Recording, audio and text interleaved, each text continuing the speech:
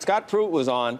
I asked him whether he believed that CO2 was the primary control knob for climate, and he said no.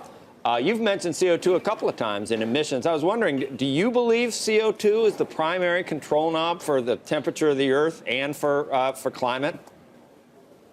No, most likely the primary control knob is the ocean waters and this environment that we live in. I mean, the fact is, this isn't it shouldn't be a debate about, is the climate changing? Is man having an effect on it? Yeah, we are. The question should be, just how much and what are the policy changes that we need to make to affect that? I mean, there's just this idea that science is just absolutely settled, and if you don't believe it's settled, then you're somehow or another a Neanderthal.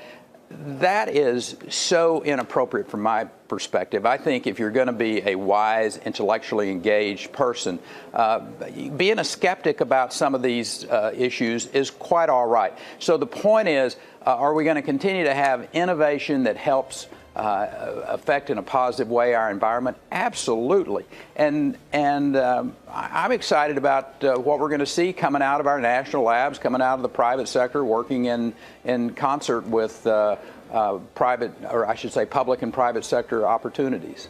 All right, Mr. Secretary, that's a pretty good answer that you gave there. I think you're going to be fine with that. You really got to be careful. You're right, you do. If I don't know what the actual penalty is for not believing. I think you do get, it's heretical. I know that if you're a denier, but you did well there. Thank you. I appreciate it, Mr. Secretary.